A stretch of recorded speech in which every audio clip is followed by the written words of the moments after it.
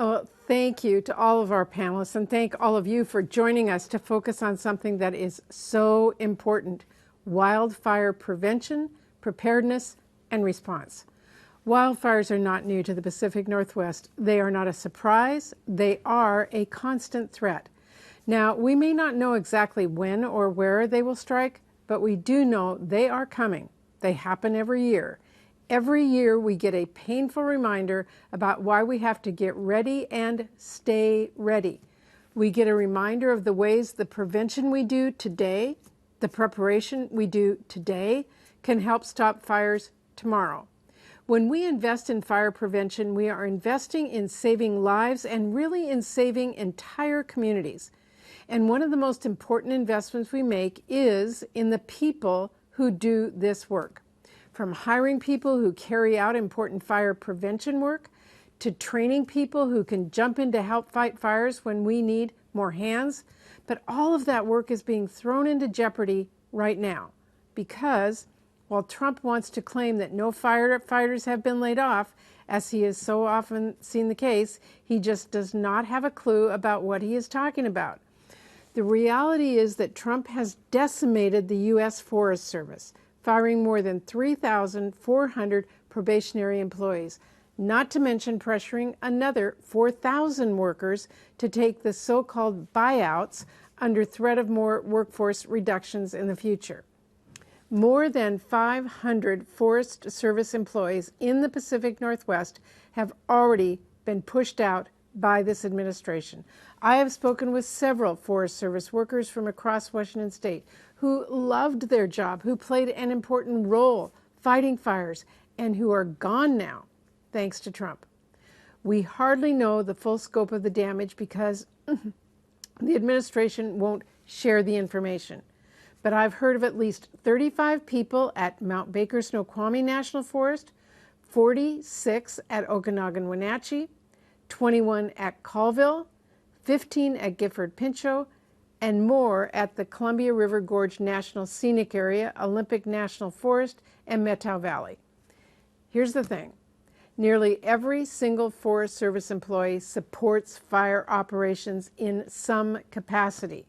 Trail maintenance crews ensure access to routes remain clear for firefighting personnel and equipment.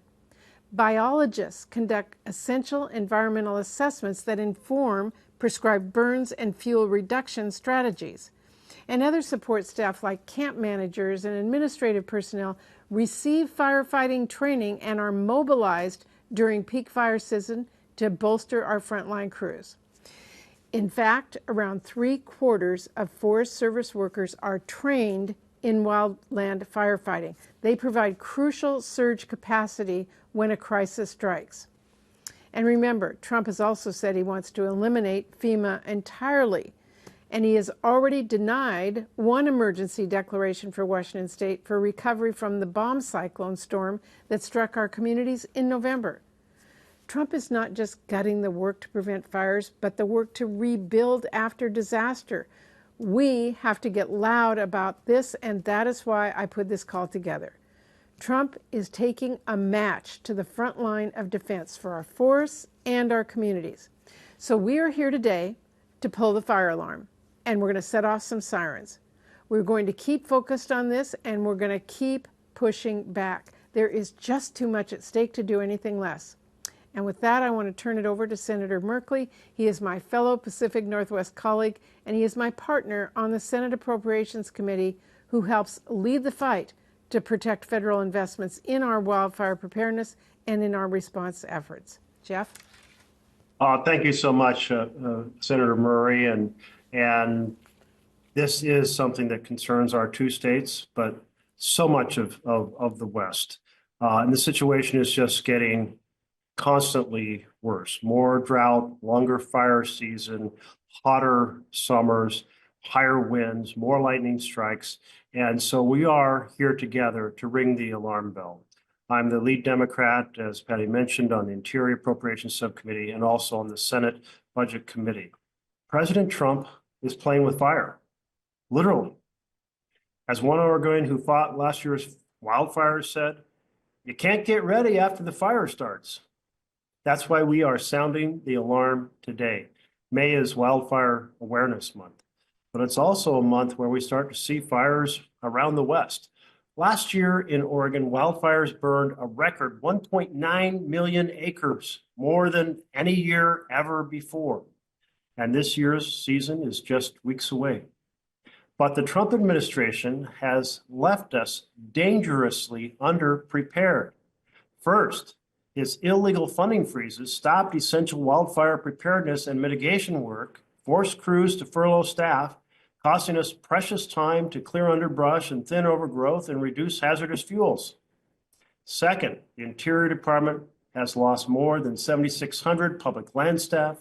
Trump fired more than 3,400 Forest Service staff. He's overseeing the removal of another 4,400 employees through so-called voluntary separations, clearly forced under threat. And many of these federal workers carry red cards. What is a red card? It means they're trained to either fight fires or provide essential frontline support to the firefighting crews. Trump claims to be protecting wildland firefighters, but without the dispatchers, the cooks, the mechanics, the gear and equipment specialists, and countless others, firefighters simply aren't able to do their job. Third, his fiscal year 26 budget, that's for the year that starts October 1st of this year, makes a bad situation worse. It slashes forest and watershed management programs that improve forest conditions and safeguard our drinking water resources. Trump's budget removes at least 2,000 National Forest System positions. It entirely eliminates the Collaborative Forest Landscape Restoration Program. That program is a proven bipartisan model that brings together the stakeholders across the spectrum to amplify forest management through things like thinning and prescribed burns and control of shrubs, which reduce the threat of forest fires and deliver saw logs to the local mills, eliminating that bipartisan collaborative program that has kept our treatment of the forest out of the courts. That's just horrific. We have 5 of these collaboratives in Oregon, including the new Rogue River, CFLR. And this, when I mentioned it was bipartisan, I just introduced bipartisan legislation with Idaho Senator Mike Crapo to expand and reauthorize the Collaborative Forest Landscape Restoration Program for another 10 years. You know, wildfires don't care about political parties. They don't care about where we draw the county lines or the state lines.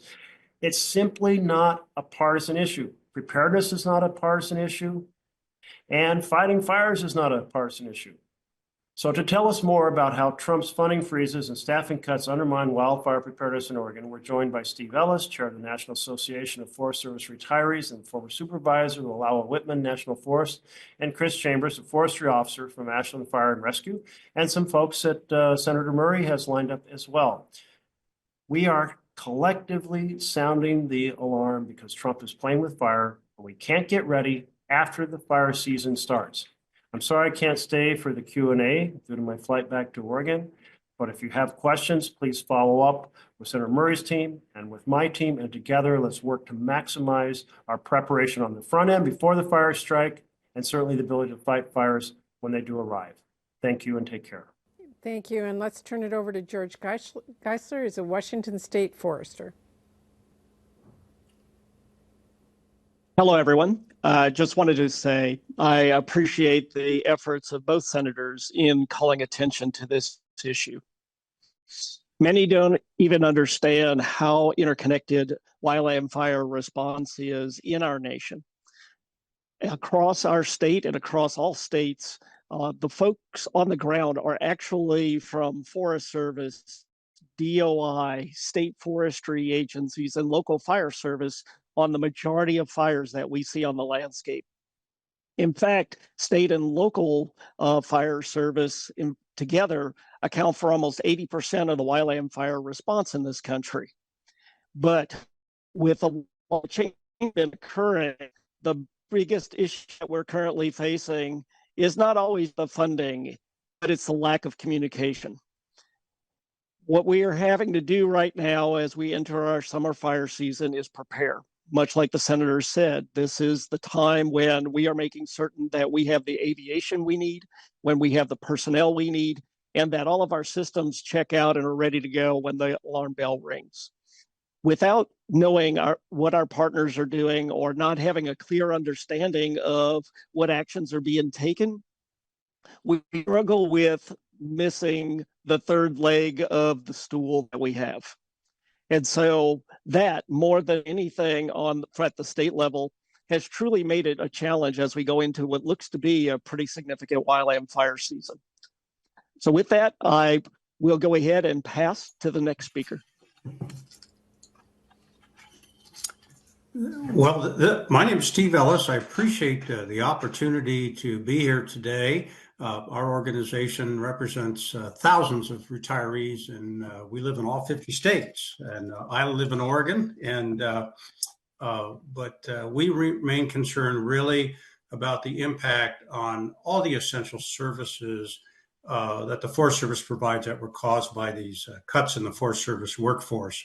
And we anticipate additional cuts in staffing.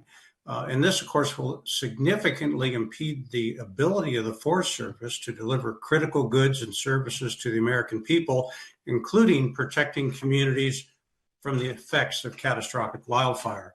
The staffing cuts that were imposed by the Department of Government Efficiency, from our standpoint, did not resemble an attempt to improve efficiencies, because they did not really maintain essential services focused on the needs of the American public. These indiscriminate reductions, along with about 1,000 or so staff that took deferred resignations, and then there's planned reductions in force in the future, they're essentially hollowing out the agency and jeopardizing the future of Americans' forests and ultimately the American taxpayers that they serve. Well, by some of these employees that were fired, hastily fired, have been brought back to work. Please don't underestimate the uncertainty and damage to morale and slowed work in wildland fire prevention, suppression, and other things that the public relies on. The one thing these workforce reductions did that I took notice of was it overlooked the critical role of many thousands of Forest Service employees who assist in firefighting efforts, but are not primarily firefighters. I was one of those for a good part of the 38 years of my career. The administration has fired many of the employees or encouraged or accepted their resignations. We understand, as I said, that others are targeted in future RIF actions. Forest Service documentation indicates that through these various actions, the agency has lost over 1,600 red-carded wildland fire qualified personnel. And this doesn't include the losses associated with probationary employees who did not return after their February 14th firing. According to the National Federation of Federal Employees, about 75% of terminated probationary employees had red cards and were wildfire qualified. Now, these are people that are available to incident management teams. I was on the Great Basin Incident Management Team in one of these capacities for many, many years. So you combine this, coupled with the losses of hundreds of non-primary fire positions that support fire responses, it's going to, in my opinion, likely result in dramatic resource shortages this summer, diminished public and firefighter safety, and more impactful wildfires. Thank you. Thank you. Let's turn it over to Steve Ellis. Yeah, thank you, Senator Murray, and for holding this press conference. It's a pretty important topic. Leonard Johnson, I'm the fire chief at the McLean-Black Lake Fire Department over in Thurston County in Western Washington. But I also represent the State Fire Defense Program through the Fire Mobilization Program. And in echoing all of speakers' comments about the resource reduction and the chaos that's been created through actions currently at the federal level, the biggest thing to focus on for us has been what that impact is going to look like for local agencies in their firefighting efforts and how their communities are going to be burdened with the reduction in resources. We've started to explore where those resource problems are going to be at. We've had lots of conversations with the State Fire Defense Group about how that's going to increase the likelihood that our initial attack resources at local fire districts and fire departments across the state are going to see additional burden as we come into the fire season here in 2025.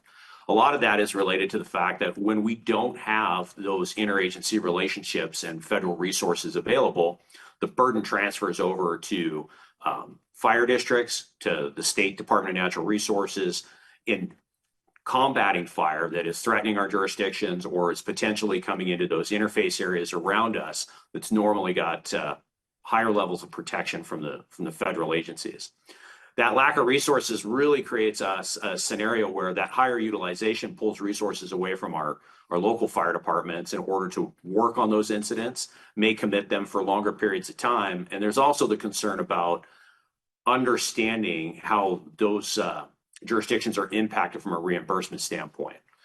Most importantly, the current draft executive order that we have heard about from the administration hasn't addressed yet how the new firefighting systems at the federal level may look in the future. And so there's a lot of concern here about communications and understanding how our partnerships are going to continue to move forward.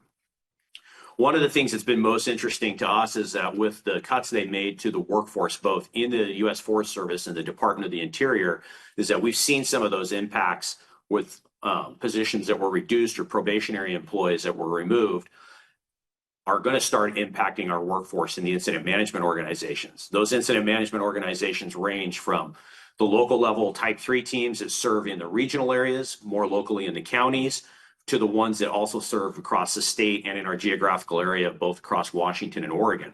We have not yet seen or been able to quantify with the reduction in available personnel in those agencies, how that's going to impact those teams. More importantly, it's also going to create a higher utilization of local programs, such as in Washington, the Fire Mobilization Program, which brings resources out of local fire agencies from across the state when other areas are impacted by fire and need additional firefighting resources. The Fire Mo program now in Washington state can support, multiple different fires, but the biggest tasking is that when initial attacks impacted, those local resources are engaged. It's going to require earlier and more higher utilization of that program in order to get resources to local areas. That can cause delays in firefighting resources of arriving from anywhere to 4 to 6 hours. With that said, we are also concerned as we look forward with the U.S. Fire Administration and the current vacancies in that leadership about what we see coming in those programs that support our local training and local efforts at the national level. Thank you. Thank you. Chris, I think we turn it over to you. Good afternoon. Thank you for the invite to be here. Speaking from the local level at the city of Ashland, the landscape behind me is the Ashland watershed, source of our municipal water supply, and about 90% controlled by the U.S. Forest Service. I'd like to echo the comments made by Chief Johnson, Mr. Ellis, that the incident management team shortages that we're looking at for this coming fire season are very concerning. We've been told by our local Forest Service unit that of the 45 incident management teams that respond to the most serious incidents and relieve local resources of the burden of maintaining and managing the incidents so that they can, and like our department, can respond to the emergencies that continue to come in, 9 out of those 45 incident management teams are no longer staffed going into this fire season. So that is a big concern if those teams are committed to other fires, and then we have a serious fire that's impacting our local landscape and there are no more incident management teams to call on. That said, we have done an amazing job here in the Ashland watershed working with the U.S. Forest Service as our partner, along with local community partners, to put together the Ashland Forest Resiliency Project that over the last 15 years has been wildly successful in reducing hazardous fuels in and amongst our municipal watershed and into the wildland and urban interface that borders our community.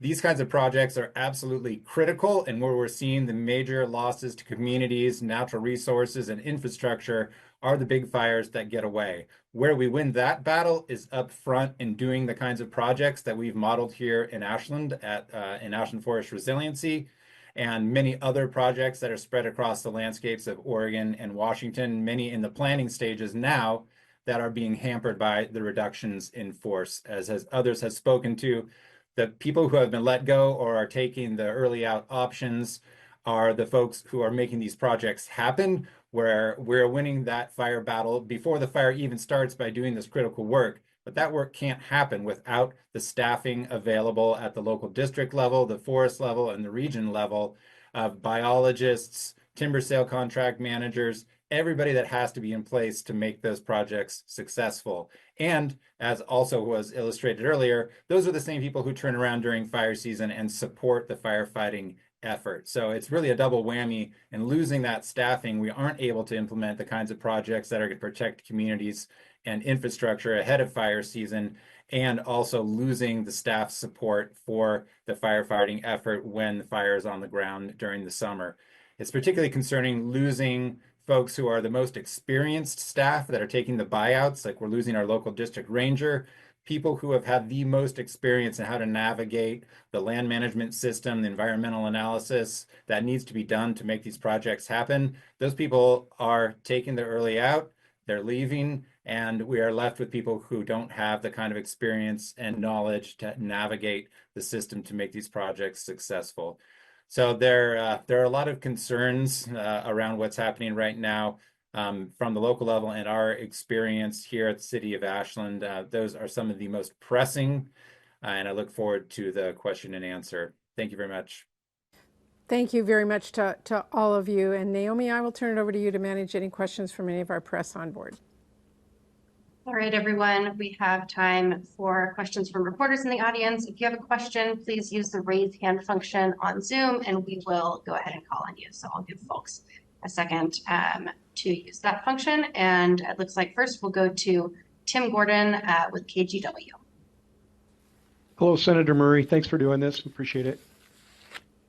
So I guess I'd ask, what now? I mean, what will you be doing to try and fix this and work with this administration to change what they're doing in this regard? And is there a call to action for people that are going to see this news today? The call to action is that people need to speak out. We have found from the beginning of this administration where funding programs were frozen, where people were fired indiscriminately and then rehired, that public outcry makes a difference. And frankly, I think within this administration, they had no clear idea who they were firing or what grants they were freezing, and how critical it is to us in the Pacific Northwest and really across the country that these kinds of employees keep us all safe. They keep our communities safe. They are critical to all of us, and we need to reinstate them. So my call for action is for people not to sit at home and wonder what to do, but to call and let their members of Congress and the administration know we cannot let this continue on. We need to restore these programs. We need to restore the people that allow these programs to work. Thank you very much. And next we'll turn to Derek with KXLY.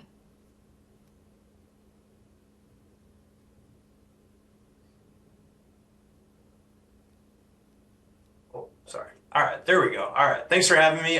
Just wanted to ask about, kind of how some of these things might affect Eastern Washington. I don't know if there's any data out there about how many Forest Service employees from like the Spokane area or Eastern Washington might have been let go, but I wanted to ask about that. And I also wanted to ask, is this something that might affect Eastern Washington just a little bit more because of the dry climate out here?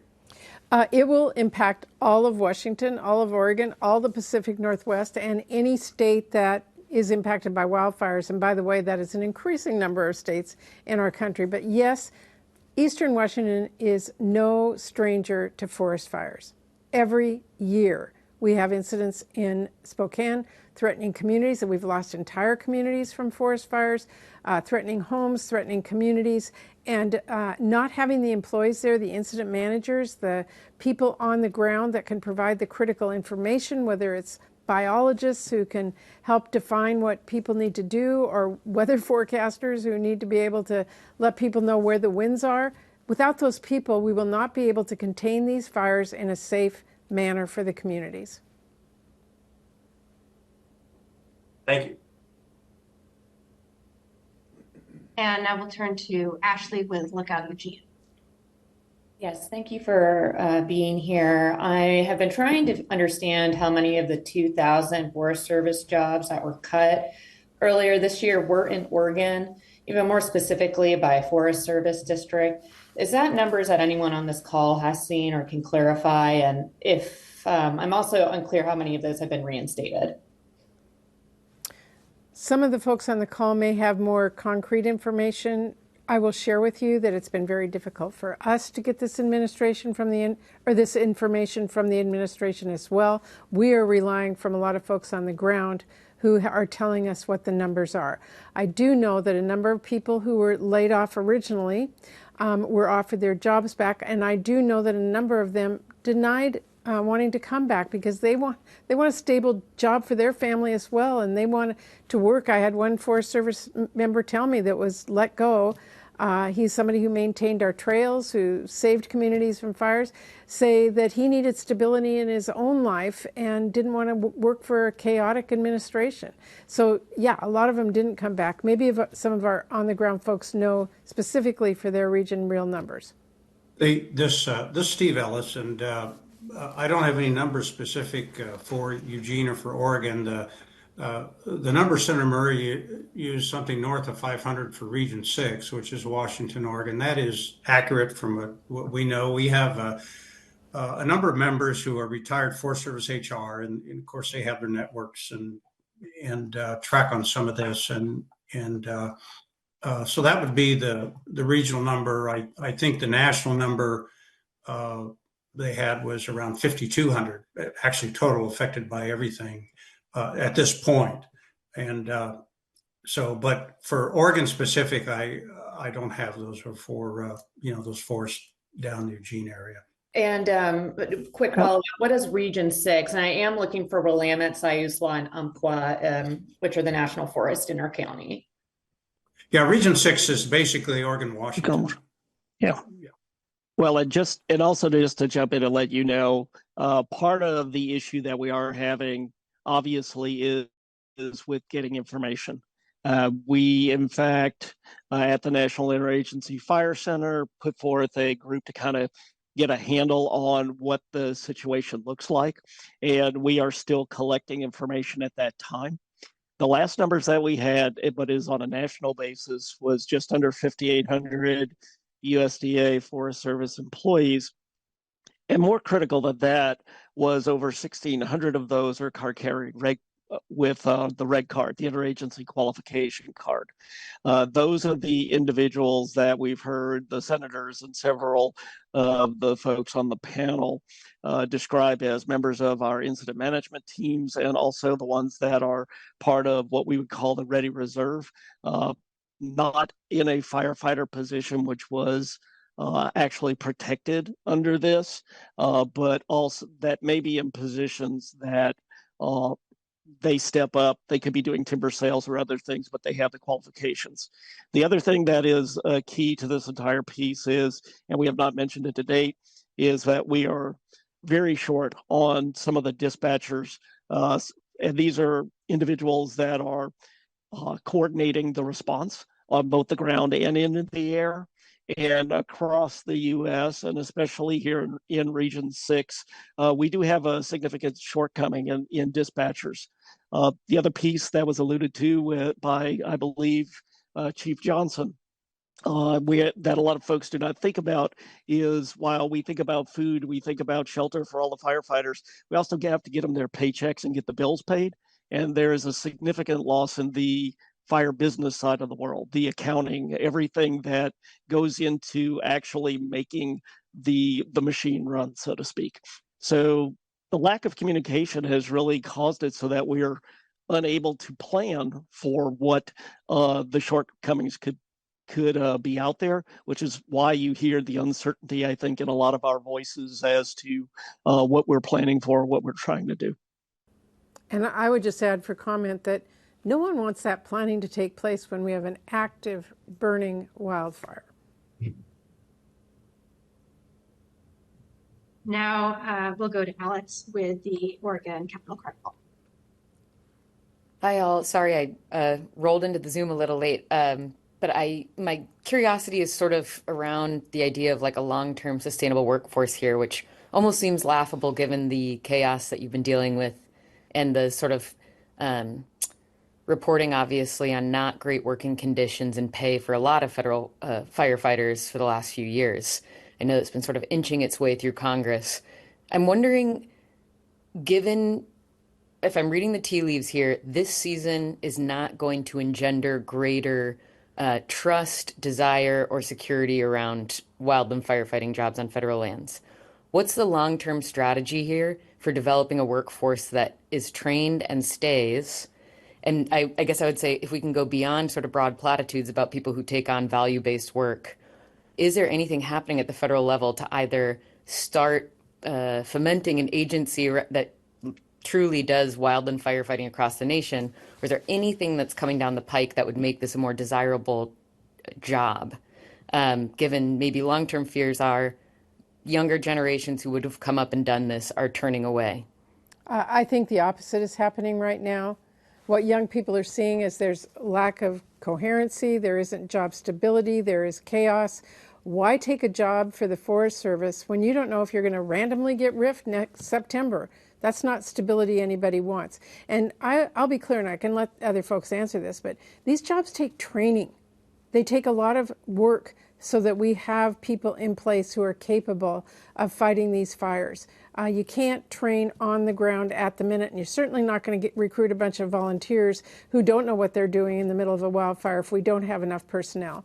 So your question actually in reverse is what we're doing is making it much less stable. What we do need to do is make sure these positions are stable, that people know when they go into these positions that they are valued, that our country needs them, that the training that they have will be used in their careers, and that we as a country respect these positions and are going to assure them that they will be there.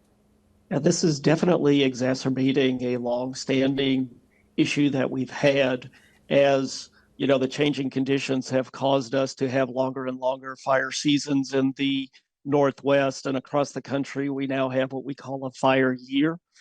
These positions were historically built on seasonal employment.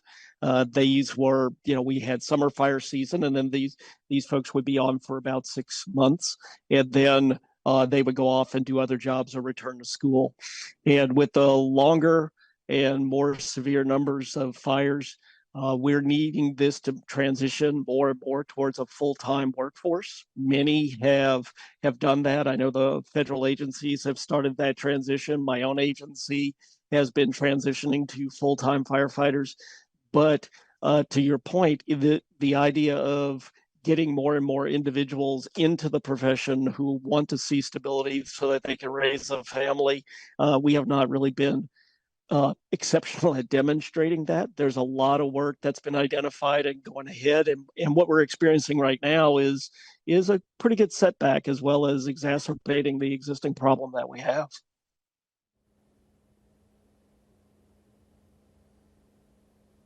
Great. Now we'll turn to Ted with the Oregon. Yeah, hi there. Thanks for taking my question. You talked about 500 Forest Service employees in Region 6. I'm wondering, there was an overall number mentioned for the Department of Interior. Is there kind of a regional number for the Department of Interior? And would that impact firefighting in the same way? I'm also wondering that it was mentioned that there are changes being made to the reimbursement model. And I know we heavily rely on federal funding. ODF does, and you know, that's been a big problem for them, actually timely reimbursement. And I'm wondering if someone can expand on that too. Hey, this is Steve. Maybe I can help a little bit. For Interior, I have been in touch with my counterpart in the BLM Retirees Organization, which is a public lands foundation. And Mary Jo Rugwell chairs that. She lives in Cheyenne, and for the BLM, she gave me a number around 1,100 bureau-wide, and the Bureau has about 10,000 employees, so you can do the arithmetic. And for Oregon, the BLM basically contracts in Western Oregon with Oregon Department of Forestry for fire suppression on the west side. And they've done that for years, for most of my career. And I don't know how it will affect that. I mean, it's a really good question, and to send to the BLM. I don't know when that contract is up. It's generally not done annually, but if I was at ODF, it would be on my mind. So, I don't know if I helped you or not. No, that's helpful. Again, I'm just kind of also wondering just that general reimbursement question, because we end up with hundreds of million receivables from the feds every year, and if that model's changing, that would certainly hamstring the state. Well, the model that you're speaking of is typically what we refer to as a cost share agreement. And it is really a function of the master agreement for wildland fire between the federal agencies and the state agencies that are the state wildland agencies. And it also is for the implementation of the Stafford Act. And it does define a number of different methodologies that can be used to calculate it. There has been some discussion on the federal agency's part to put more of the responsibility for overall cost towards the states themselves. And we have been talking through the National Association of State Foresters and the National Fire Committee to kind of work through those details. The amount of money that you're hearing, though, it's not just within the state, it's at the local level, because we mobilize a significant amount of local fire service. And, basically, in most states that do that, the state pays local fire service. We have to pay within 30 to 45 days, and then we can wait 2 or 3 years to be reimbursed by the federal agencies. That is regardless of the type of cost share agreement that was in place. And it's more due to the fact that if you can imagine the millions of dollars in individual receipts that are part of any ongoing fire response, getting the invoice to the federal agencies and from the federal agencies has taken months at times. And then also the disbursement of funds following invoicing has taken time, since they consolidated the majority of their payment to one center in New Mexico. And kind of to piggyback on George's comments, I think that the impact at the local level, especially for like Washington State, is that if we change the initial attack burden, that increases the costs at the local level. And how do we recover those? There's no clear path right now.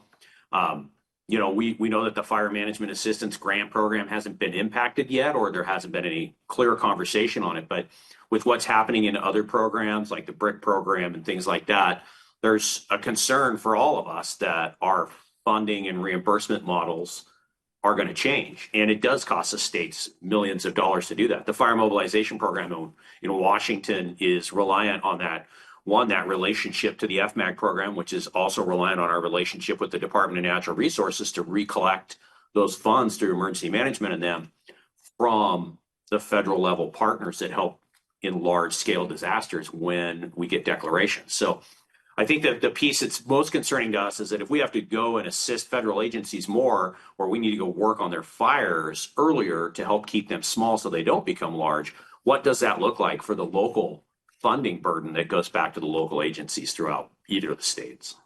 The only thing that I would add is if there's fewer employees to look at those reimbursements and to go through the budget process and to write those checks, the longer these communities are going to have to wait to get their reimbursement.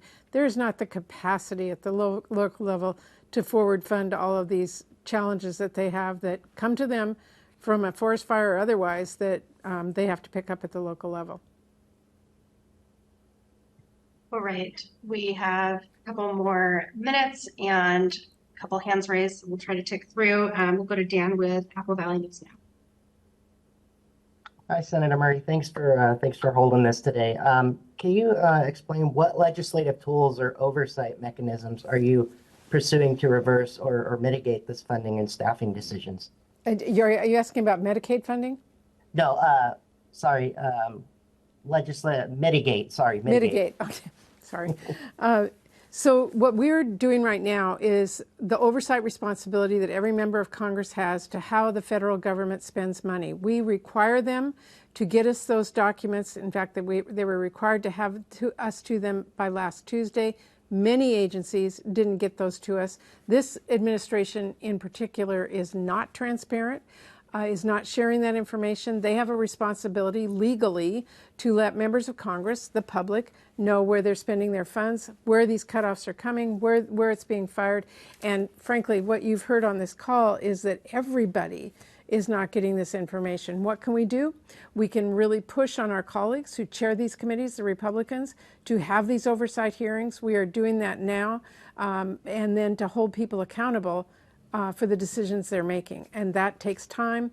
What we need this administration to do right now is to make sure that there are no more impacts to agencies like the Forest Service, that they recognize that national emergencies, which forest fires are, require people, they require planning, they require communication. No more cuts. Reinstate what you did. All right, and we'll go to Martha with AP. Hi, Senator Murray. We've been told that the administration planned to hire about 7,000 seasonal workers. Along with the people who have been rehired, is there still a critical staffing issue? Is that what you're hearing in the absolutely. field? Again, we're hearing that don't worry, we're going to hire frontline people. Well, you just let a whole bunch of frontline people go. You know, all of your experience, you can't say you're gone. We're going to go out on the street, fire people who are trained, ready, capable of doing these jobs as our fire season starts. This was irresponsible. And if I can just echo what Senator Murray's saying, understand that we can talk about more aviation, we can talk about more heavy equipment and all those things, but it takes trained firefighters to put fires out. And so we have a high reliance on that workforce out there, not only at the local level, at the state level, but at the federal level to make our wildfire season successful to deal with those large fires. People are the critical component in all of this. All right, and we have time for about 2 more questions. Next, we'll go to Michael with Inside Time. Hi, thanks for taking my question. I'm curious as to whether particularly the first responders on the call are concerned about other cuts to agencies like, say, NOAA and the National Weather Service and how those might impact the fire season. I can speak from the incident management team level and as an agency level. Any cuts to our weather systems, NOAA, or those programs is pretty critical to all of us because we have a high reliance on them for early recognition of conditions that are developing. I think everybody can go back and look at Washington and Oregon for the 2020 Labor Day fires that occurred from high wind event that occurred. That was early recognition from the Weather Service of that pattern development, and it gave us the high indication that we were going to see lots of fire on the landscape. And so the less people that work in those areas, the less people that work in predictive services has a huge impact on us. Pre-positioning of resources is driven by things that are funded in those areas. So yeah, they're pretty critical resources. So other programs have huge impacts on us. I mean, we've seen even with the U.S. Fire Administration right now with the sudden closure of the National Fire Academy back in March, that the impacts that has downstream long-term in our training and different things that we provide to personnel are critical. Yeah, and I'll build on what Chief Johnson said. Within my own agency, we do have a team of meteorologists who routinely works with the National Weather Service, not only on predictive services related to fuels, related to weather, but also with smoke management. And, Leonard did mention we use those resources not only to pre-position fire crews, to pre-position aircrafts in anticipation of where a fire is going to start, but we also use those resources to warn communities, let them know of the potential smoke impacts to their communities, as well as use that as a triggering mechanism at times for setting up of shelters to keep people from having to deal with the smoke. Also, we utilize that for all of our fuels mitigation work. We tie in with these individuals for prescribed burning, making sure that we minimize the potential impacts as well as keep those prescribed fires in check and doing what they're supposed to be doing.